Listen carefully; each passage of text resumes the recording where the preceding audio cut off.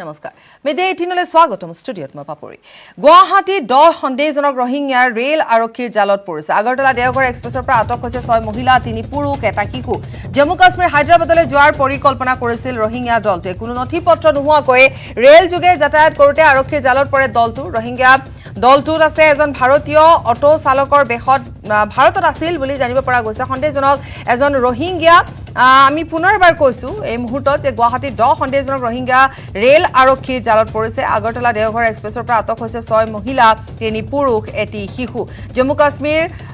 তাৰ পিছতে হায়দৰাবাদলৈ যোৱাৰ পৰিকল্পনা কৰিছিল ৰহিংগীয়া দলটোৱে কোনো নথিপত্ৰ নোহোৱাকৈ ৰেল যোগে যাতায়াত কৰোতে আৰক্ষীৰ জালত পৰিছে দলটো ৰহিংগীয়া দলটোত এজন ভাৰতীয় অটো চালকৰ বেশতো আছিল বুলি কোৱা হৈছে কিন্তু সকলো তথ্য আৰক্ষীৰ পৰা জানিব পৰা যাব আমি এই মুহূৰ্তত মাথো এটা কথা ক'ব পাৰো যে আগৰতলা দেওঘৰ এক্সপ্ৰেছৰ পৰা আটক হৈছে ৰহিংগীয়া 6 মহিলা 3 পুৰুষ আৰু এটি শিশু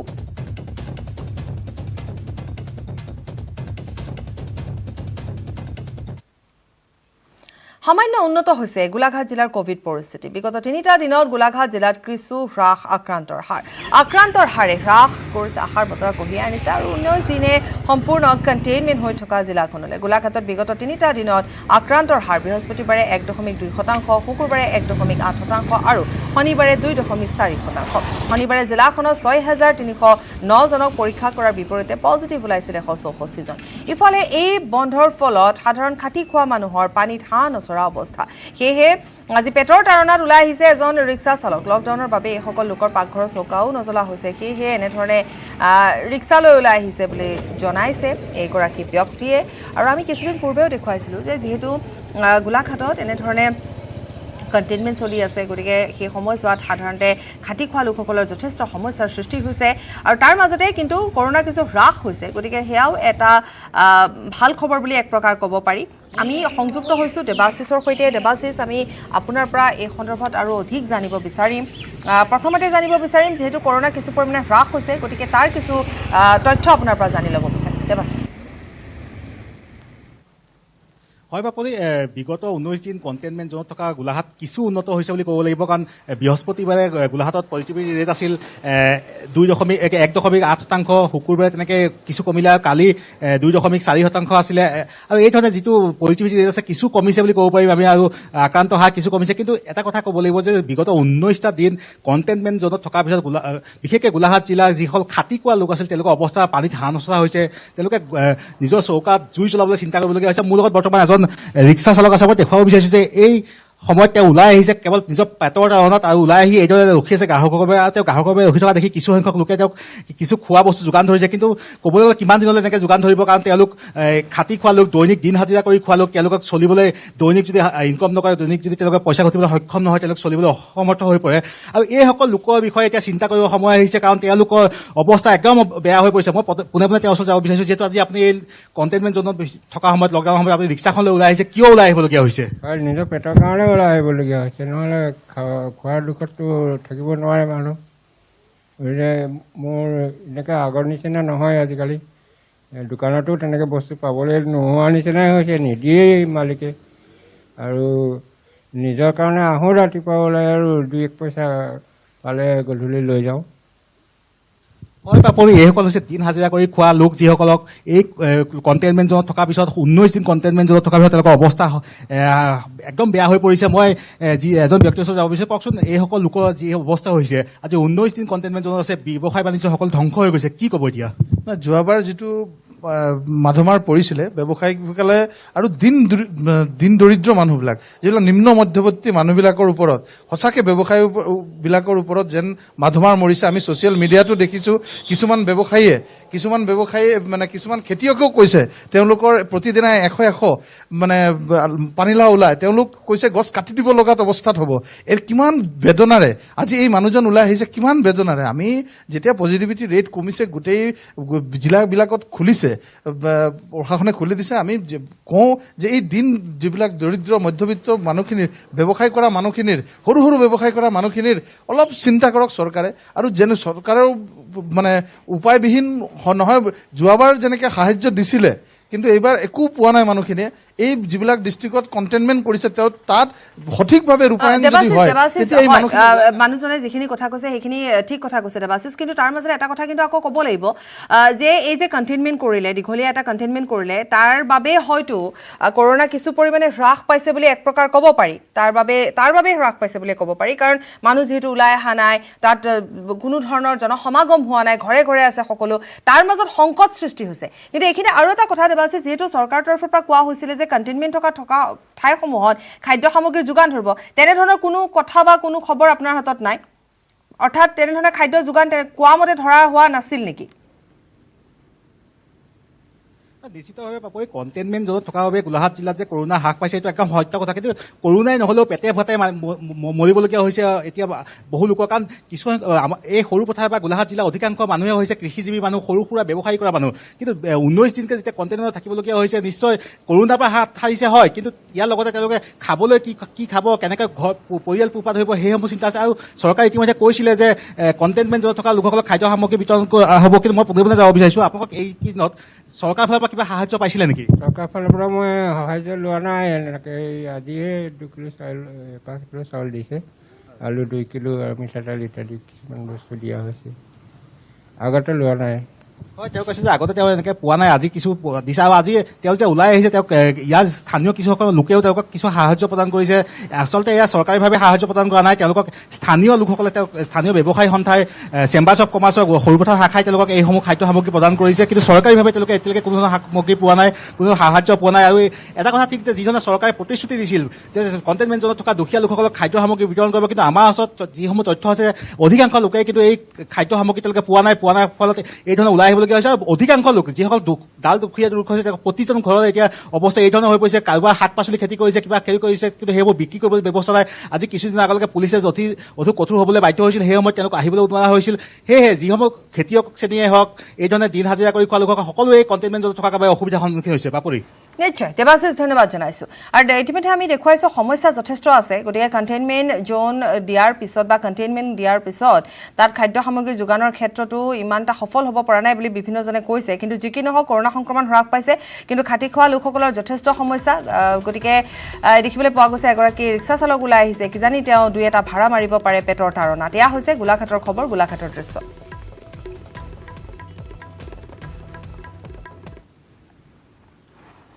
শোণিতপুৰত চলিত সপ্তাহত ক্ৰমশ উন্নত হৈছে কোভিড পৰিস্থিতি বিশেষকৈ যোৱা 2টা দিনত উল্লেখনীয়ভাৱে হ্ৰাস পাইছে সংক্ৰমণৰ সংখ্যা শুকুৰবাৰে শোণিতপুৰত কোভিড সংক্ৰমণ হৈছিল 63 গৰাকী ব্যক্তি আৰু সংক্ৰমণৰ হাৰ আছিল 0.74% আৰু শনিবাৰে সংক্ৰমিত হৈছিল 44 গৰাকী ব্যক্তি আৰু সংক্ৰমণৰ হাৰ আছিল 0.61% তেনে পৰিপ্ৰেক্ষিতত আগন্তুক দিনত শোণিতপুৰত বাহাল থকা সম্পূৰ্ণ লকডাউনত হয়তো শিথিলতা আনিব চৰকাৰ প্ৰশাসনে দীৰ্ঘদিনে সম্পূৰ্ণ লকডাউনত থকা জিলাবাসীয়ে কোভিড বিধি মানি চলাৰ পৰিপ্ৰেক্ষিতত পৰিস্থিতি স্বাভাৱিক হৈ উঠা বুলি ক'ব পাৰি আৰু জিলাবাসীয়ে সেয়েহে আশা কৰিছে লকডাউন শিথিল কৰা হেমন্তৰ এক বিশেষ প্ৰতিবেদন আগবঢ়াইছোঁ হয় শোণিতপুৰত শেহতীয়াকৈ যি কোভিড পৰিস্থিতি সেই কোভিড পৰিস্থিতি ক্ৰমশ উন্নত হৈছে আৰু আমি যদি উল্লেখ কৰোঁ কালিৰ দিনটোত জিলাখনত 44 গৰাকী লোক সংক্ৰমিত হৈছে আৰু সংক্ৰমণৰ হাৰ হৈছে 0.61 অৰ্থাৎ 0.61% আৰু পৰহি দিনটোত আছিলে 63 গৰাকী লোক আৰু সংক্ৰমণৰ হাৰ আছিল 0.74 অৰ্থাৎ 0.74% অৰ্থাৎ ক্ৰমশ হ্ৰাস পাবলৈ ধৰিছে কোভিড সংক্ৰমণৰ সংখ্যা আৰু মই এইখিনিতে তেজপুৰ পৰিৱেশ দেখুৱাইছোঁ আৰু যিহেতু দোকান বজাৰ একাংশ বন্ধ হৈ আছে আৰু যিহেতু শেহতীয়া যি পৰিস্থিতি সেই পৰিস্থিতিক লৈ জিলাবাসীয়ে যি লকডাউন বাহাল আছে সেই লকডাউন তেওঁলোকে শিথিলকৰণৰ ক্ষেত্ৰত আহ্বান জনাইছে আৰু মই স্থানীয় একাংশ লোক মই দেখা পাইছোঁ তেওঁলোকৰ পৰা মই প্ৰতিক্ৰিয়া ল'বলৈ চেষ্টা কৰিম কি ক'ব ক্ৰমশ কিন্তু উন্নত হৈছে শোণিতপুৰৰ পৰিস্থিতি বহুতেই উন্নত হৈছে কাৰণ আপুনি চাওক খবৰ আৰু আছে সময় বিৰতি বিপুৰীয়াৰ প্ৰাক্তন বিধায়ক হল ভূপেন বৰা সভাপতি নিয়োগৰ পিছতে লখিমপুৰ তথা বিপুৰীয়া কংগ্ৰেছত এতিয়া আনন্দৰ লহৰ উঠিছে এআইচিচিৰ সম্পাদকৰ পদতো আছিল ভূপেন বৰা প্ৰথমবাৰৰ বাবে 3জনকৈ কাৰ্যকৰী সভাপতিও ইতিমধ্যে এআইচিচিত নিযুক্তি দিয়া হৈছে ৰাণা গোস্বামী কমলাক্ষ দেপুৰুকায়স্থ জাকিৰ হুছেইন সিকদাৰক কাৰ্যকৰী সভাপতিৰ দায়িত্ব দিয়া হৈছে আৰু ইফালে এপিচিচিৰ সভাপতি নিযুক্তি পায়ে মুখ্যমন্ত্ৰীগৰাকীৰ বিৰুদ্ধে সৰব হৈ উঠিল ভূপেন বৰা। আৰু ইতিমধ্যে আমি কৈছোঁ যে ভূপেন বৰাই এই দায়িত্ব অৰ্পণ কৰাৰ পিছতে বিশেষভাৱে লখিমপুৰবাসীৰ ৰাইজ যথেষ্ট উৎফুল্লিত হৈ পৰিছে আৰু যথেষ্ট আশাবাদী ভূপেন বৰাক লৈ। আৰু আমি লগতে কৈছোঁ যে যিহেতু এই কংগ্ৰেছ দলৰ ভিতৰ চৰা যথেষ্ট ভাঙোন আহি পৰিছে, গতিকে এই ক্ষেত্ৰত ভূপেন বৰাৰ যথেষ্ট দায়িত্ব এইখিনিত আছে যে কেনেকৈ একত্ৰিত কৰিব পাৰি বা যিসকল বৰ্তমান অন্য দললৈ যাবলৈ চেষ্টা কৰিছে বা কিছু কথা ওলাইছে, চৰ্চাত আছে, গতিকে এই সকলোবোৰ কেনেকৈ ঠিক কৰিব পাৰি, এতিয়া দায়িত্ব বহুত আছে ভূপেন বৰাৰ ওপৰত। আৰু ইতিমধ্যে দায়িত্ব লোৱাৰ পিছতে ভূপেন বৰা যথেষ্ট সৰব হৈ পৰা দেখিবলৈ পোৱা গৈছে, মুখ্যমন্ত্ৰীগৰাকীৰ বিৰুদ্ধে সৰব হৈ পৰা দেখিবলৈ পোৱা গৈছে। আৰু আনকি সুশান্ত বৰগোহাঁইৰ নাম যিহেতু চৰ্চাত আছে বিজেপিলৈ গমন কৰিব বুলি, গতিকে তেওঁ অনুৰোধো কৰিছে যে তেওঁৰ মুখলৈ চাই সুশান্ত বৰগোহাঁই যাতে ৰৈ যায়। কিন্তু সমান্তৰালভাৱে লখিমপুৰৰ বিহপুৰীত যথেষ্ট আনন্দমুখৰ এটা পৰিৱেশে বিৰাজ কৰিছে।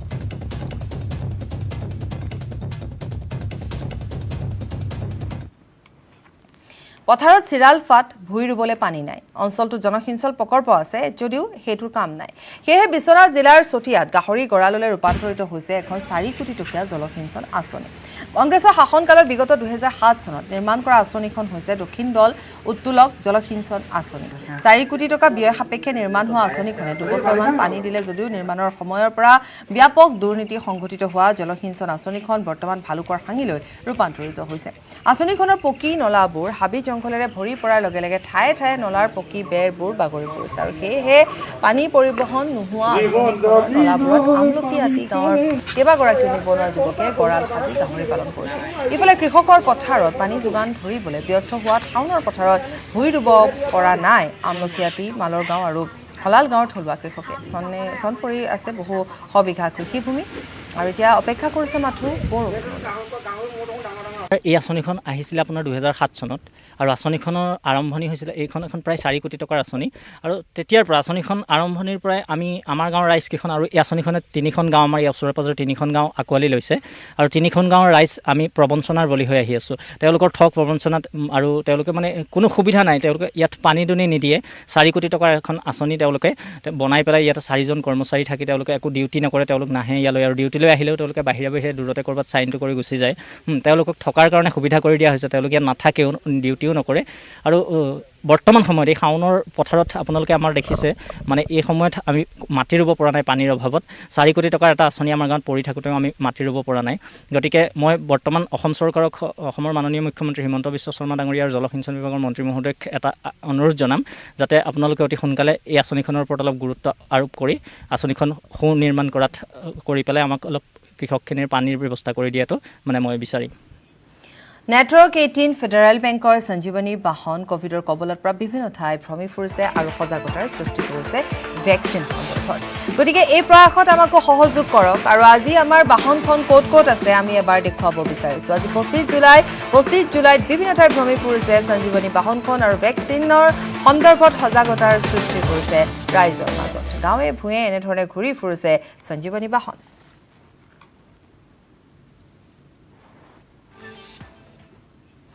শাওন মানে কৃষকৰ সীমাহীন ব্যস্ততা, কিন্তু জাগিৰোডত কৃষকৰ মনত অনিশ্চয়তা। বাৰিষাৰ বতৰ যদিও বিগত কেইবামাহ ধৰি জাগিৰোডত হোৱা নাই আশানুৰূপ বৰষুণ। জাগিৰোডৰ বাংঠাই গাঁৱত পানীৰ অভাৱত পথাৰত ভূঁই ৰুব পৰা নাই কৃষক ৰাইজে। আৰু সেয়েহে জাগিৰোডৰ বাংঠাই গাঁৱৰ ৰাইজে পূৰ্বৰ পৰম্পৰা অনুযায়ী ভেকুলীৰ বিয়া পাতিছে। দৰাঘৰীয়া আৰু কইনাঘৰীয়া নাচি বাগি সকলোৱে আনন্দত মতলীয়া হৈ পৰিছে। দৰা কইনাক নোৱাইছে, ধুৱাইছে, আয়তীৰ উৰুলিৰে বিয়া নামেৰে মুখৰিত হৈ পৰিছে প্ৰভাততে।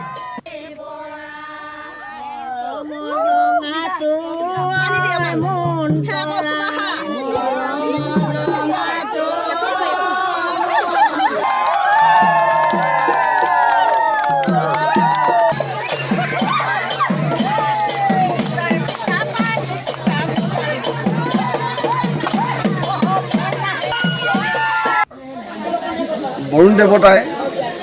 এবাৰ মানে খৰাং এটা পৰিৱেশ সৃষ্টি কৰিছে। আজি শাওণ মাহলৈকে এই মৰিগাঁও জিলা অকল বাংঠাই গাঁও বুলি নহয়, মৰিগাঁও জিলাৰ বিভিন্ন গাঁৱত এতিয়ালৈকে ভূঁই ৰুব পৰা নাই, অৰ্থাৎ এতিয়ালৈ কোনো ৰোৱা পুতিব পৰা নাই। গতিকে তাৰ পৰিপ্ৰেক্ষিতত এই বাংঠাই গাঁওসমূহ মহিলা আৰু বৃদ্ধ সকলোৱে লগ লাগি এই বাংঠাই গাঁৱত এখন ভেকুলী বিয়া আয়োজন কৰিছে। এই ভেকুলী বিয়া আয়োজন কৰা মূলতঃ আমাৰ আদিম পুৰুষসকলে যেতিয়া খৰাং পীড়িত হয়, এই খৰাং পীড়িত অঞ্চলসমূহত বৰষুণ দিবৰ বাবে পৰম্পৰাগতভাৱে আদিম যুগৰ পৰাই এই ভেকুলী বিয়া পৰম্পৰাগতভাৱে আয়োজন কৰি আহি আছে। যেতিয়াই খৰাং হয় তেতিয়াই গাঁৱৰ ৰাইজ একত্ৰিত হৈ মানে এই ভেকুলী বিয়া আয়োজন কৰে। ৰঙাপৰাত বন্যহস্তীৰ ত্ৰাস একে নিশাই তিনিটাকৈ বাসগৃহ ভাঙিলে বন্যহস্তীয়ে। ৰঙাপৰাৰ নামগাঁও গোপচৰ বস্তিৰ বন্যহস্তীৰ ত্ৰাস জগন্নাথ কুৰ্মী নামৰ লোকজনৰ তিনিটাকৈ ঘৰৰ ক্ষতি সাধন হৈছে। বন বিভাগক খবৰ দিছিল স্থানীয় ৰাইজে। ঘটনাস্থলীত বনকৰ্মী দল উপস্থিত নোহোৱাৰো অভিযোগ উত্থাপিত হৈছে। ৰঙাপৰাৰ দৃশ্য দেখুৱাইছো। বন্যহস্তীৰ তাণ্ডৱ ৰাজ্যৰ বিভিন্ন প্ৰান্তৰ পৰা খবৰ আহিছে আৰু এয়া আমি ৰঙাপৰাৰ দৃশ্য দেখুৱাইছো। জগন্নাথ কুৰ্মী নামৰ এজন লোকৰ ঘৰ ভাঙি তহিলং কৰিলে বন্যহস্তীয়ে। এটা বনৰীয়া মাতাল হাতী আহি পেলাই আমাৰ জগন্নাথ কুৰ্মীহঁতৰ ঘৰটো ভাঙি পেলাই লগতে তিনিটা ঘৰ একেলগে ভাঙে আৰু যিখিনি সিহঁতৰ কষ্ট কৰি জমা কৰি ৰখা খাদ্য বস্তু সেইখিনি নষ্ট কৰি পেলায়। আৰু ভাগ্য ভাল সিহঁতৰ যে ইহঁতে অলপ দেৰিৰ কাৰণে বাহিৰত গৈছিলে কিবা এটা কামৰ কাৰণে। ল'ৰা এটা শুই আছিলে, সি যেনে তেনে বাচি পলালে। আৰু আপোনাৰ ইহঁতে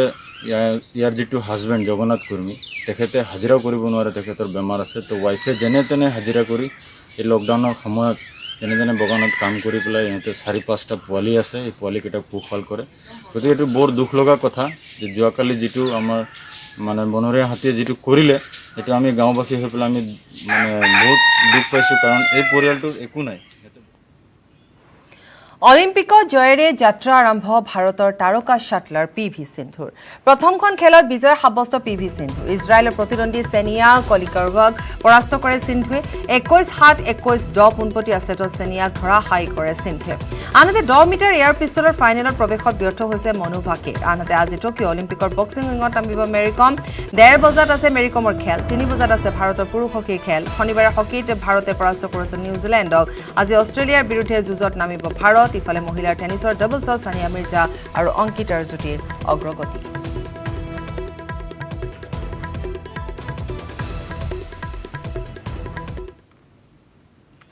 ছ'চিয়েল মিডিয়াত প্ৰধানমন্ত্ৰীৰ সম্পৰ্কে আপত্তিজনক মন্তব্য কৰি ৰঙাঘৰৰ আলহী হ'ল চৰকাৰী কৰ্মচাৰী। আৰক্ষীৰ জালত পৰিলে যোৰহাটৰ উপায়ুক্ত কাৰ্যালয়ৰ কৰ্মচাৰী অভিলাষ দত্ত। অভিলাষে ফেচবুকত প্ৰধানমন্ত্ৰীৰ সম্পৰ্কে কৰিছিল আপত্তিজনক মন্তব্য আৰু এই পোষ্টটো ফেচবুকৰ পৰা আঁতৰাই দিবলৈ বিজেপিৰ কৰ্মকৰ্তাই দাবী জনাইছিল দত্তক। কিন্তু গণতান্ত্ৰিক দেশত চৰকাৰী কৰ্মচাৰী হ'লেও নিজৰ মনৰ ভাৱ প্ৰকাশৰ অধিকাৰ আছে বুলি প্ৰত্যুত্তৰ দিছিল অভিলাষে। অৱশেষত এই পোষ্টটোক লৈ ক্ষুণ্ণ হৈ পৰা যোৰহাট বিজেপিৰ গ্ৰাম্য মণ্ডলৰ OBC মৰ্চাৰ সাধাৰণ সম্পাদক বিনয় লিখকে অভিলাষ দত্তৰ বিৰুদ্ধে যোৰহাট সদৰ থানাত এজাহাৰ দাখিল কৰিছিল আৰু এই সন্দৰ্ভত গোচৰ ৰুজু হোৱাৰ পিছতে আৰক্ষীয়ে অভিলাষ দত্তক গ্ৰেপ্তাৰ কৰিছে।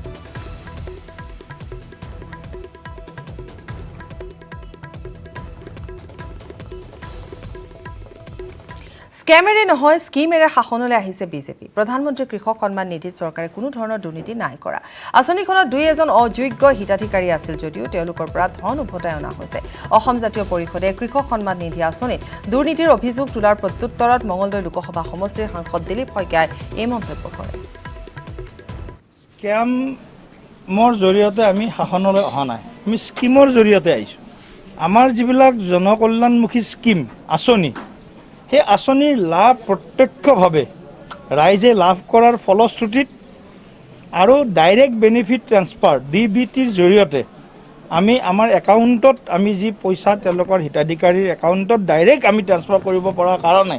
মাজত কোনো দালাল মধ্যভোগী নোহোৱা কাৰণে আমি এই আঁচনিখন লাভ কৰিব এই আঁচনিৰ সফলতাসমূহ ৰাইজক দিবলৈ সক্ষম হৈছোঁ। জাতীয় পৰিষদ নতুন দল, তেওঁলোকে বস্তুবিলাক ভালকৈ অধ্যয়ন কৰিব লাগিব। নো ডাউট তাত যিসকল ব্যক্তি আন্দিও যাৰ নাম সোমাইছিলে আৰু সেই সময়ত কিছু মানুহে বিভিন্ন অঞ্চলত কৰিছিল, তাৰ ইতিমধ্যে এখন তদন্ত কমিটি পূৰ্বৰ অসম চৰকাৰে ঘোষণা কৰিছিল। সেই তদন্ত কমিটিৰ প্ৰতিবেদন ৰিপৰ্ট আহিছে। সেই ৰিপৰ্টৰ আধাৰত যিসকল ইলিজিবল নহয়, যিসকলে এই আঁচনি লাভ লৈছিলে, সেইসকলে তেওঁলোকৰ ধন ইতিমধ্যে, মই নলবাৰী জিলাৰ কথা কৈছোঁ, নলবাৰী জিলাত বিভিন্ন কৃষকে প্ৰধানমন্ত্ৰী কৃষক সন্মান নিধিৰ আঁচনিৰ ধন ঘূৰাই দিছে। মীৰাবাই চানুলৈ মণিপুৰ চৰকাৰৰ 1 কোটি টকা পুৰস্কাৰ। মণিপুৰৰ মুখ্যমন্ত্ৰী এন বীৰেন সিঙৰ এই ঘোষণা। ৰেলৱে চাকৰি নকৰিলেও হ'ব মীৰাবাই চানুৱে। ৰেল বিভাগতকৈ উচ্চ পৰ্যায়ৰ চাকৰি দিয়াৰ ঘোষণা কৰিছে মুখ্যমন্ত্ৰী এন বীৰেন সিঙে। টকিঅ'ৰ পৰা ঘৰলৈ অহাৰ পিছত ছাৰপ্ৰাইজ গিফ্ট দিব মীৰাবাইক। আনহাতে মীৰাবাইলৈ 50 লাখ টকা পুৰস্কাৰ ঘোষণা কৰিছে কেন্দ্ৰই।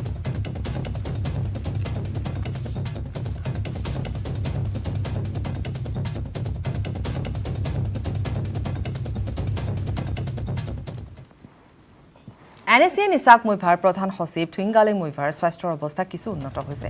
দেহত অক্সিজেনৰ পৰিমাণ 93 পৰা 96 লৈ বৃদ্ধি পাইছে বিশেষজ্ঞ চিকিৎসকে অহৰহ নিৰীক্ষণ কৰিছে মুইভাক শনিবাৰে সন্ধিয়া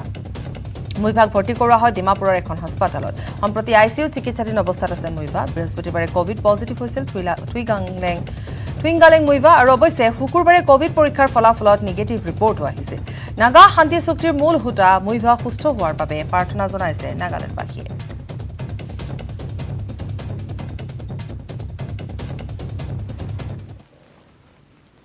অসম কন্যা লাভলিনাক লৈ ৰাজ্যজুৰি অব্যাহত আছে উৎসাহৰ ঢল লাভলিনাক উৎসাহিত কৰাৰ বাবে সৰু পথাৰত চাইকেল ৰেলী ধনচিৰি জিলা ক্ৰীড়া সন্থাৰ উদ্যোগত লাভলিনাক উৎসাহিত আৰু শুভেচ্ছা জনোৱাৰ বাবে এই চাইকেল ৰেলী উলিওৱা হয় সৰু পথাৰ নগৰৰ পৰা সেৱাগুৰি হৈ সৰু পথাৰৰ মিনি ষ্টেডিয়ামলৈকে উলিওৱা হয় এই চাইকেল ৰেলী ইফালে সৰু পথাৰ কলেজত লাভলিনাক উৎসাহ জনাবলৈ দেৱালত অংকন কৰা হৈছে প্ৰতিচ্ছবি এতিয়া সকলোৰে আশা লাভলিনা অলিম্পিকত পদক জিনি দেশ ৰাজ্য তথা